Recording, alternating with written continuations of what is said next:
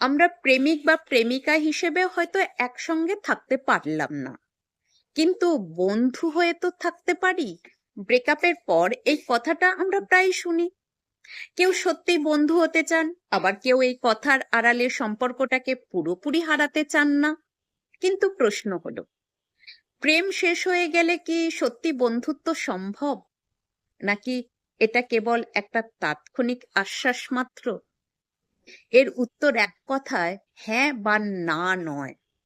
কারণ প্রতিটি সম্পর্কের গল্প আলাদা, প্রতিটি বিচ্ছেদের কারণও আলাদা। যদি সম্পর্কটা পারস্পরিক সম্মান বজায় রেখে শেষ হয়, যদি দুজনেই মানসিকভাবে বিচ্ছেদ মেনে নিতে পারেন এবং কারো মনে নতুন করে সম্পর্ক জোড়া লাগানোর গোপন আশা না থাকে, তাহলে সময়ের সঙ্গে একটা সুস্থ বন্ধুত্ব গড়ে উঠতে পারে। তবে সেটা সাধারণত সঙ্গে সঙ্গে হয় না। সময়, দূরত্ব এবং মানসিক সুস্থতা এখানে গুরুত্বপূর্ণ ভূমিকা পালন করে। কিন্তু বাস্তব জীবনে বেশিরভাগ ক্ষেত্রেই বিষয়টা এত সহজ নয়। একজন হয়তো এগিয়ে যেতে চান, অন্যজন এখনো অপেক্ষা করেন। একজন নতুন জীবন শুরু করেন, অন্যজন প্রতিটি বার্তার মধ্যে পুরনো ভালোবাসা খুঁজে বেড়ান।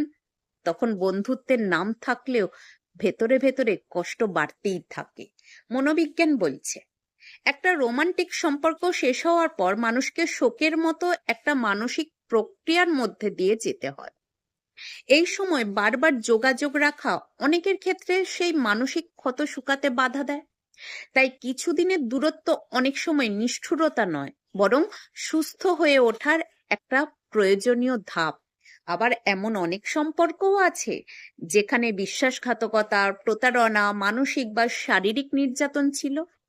এমন পরিস্থিতিতে বন্ধুত্ব বজায় রাখার কোনো নৈতিকতা বাধ্যবাধকতা নেই, বরং নিজের নিরাপত্তা ও মানসিক সুস্থতাকে অগ্রাধিকার দেওয়াই বেশি গুরুত্বপূর্ণ। অনেকে মনে করেন ব্রেকআপের পর বন্ধুত্ব না রাখলে সম্পর্কের সব স্মৃতি মুছে যায়। বাস্তবে তা নয়। একজন মানুষের জীবনে কেউ গুরুত্বপূর্ণ ছিলেন, এই সত্য মেনে নেওয়া যায়, কিন্তু সেই মানুষটার সঙ্গে সারা জীবন যোগাযোগ রাখতেই হবে এমন কোনো নিয়ম নেই। একটি সুস্থ বন্ধুত্বের জন্য যেমন পারস্পরিক সম্মান, সীমারেখা এবং স্বচ্ছতা দরকার, তেমনি ব্রেকআপের পর বন্ধুত্বের ক্ষেত্রেও এগুলো অপরিহার্য। যদি বন্ধুত্ব আপনাকে বারবার অতীতের কষ্টে ফিরিয়ে নিয়ে যায়, আপনার মানসিক শান্তি কেড়ে নেয়, তাহলে দূরে সরে যাওয়া একটা সাহসী এবং স্বাস্থ্যকর সিদ্ধান্ত। কারণ জীবনের প্রতিটি সম্পর্ক টিকিয়ে রাখার চেয়ে নিজের মানসিক সুস্থতা টিকিয়ে রাখা অনেক বেশি গুরুত্বপূর্ণ।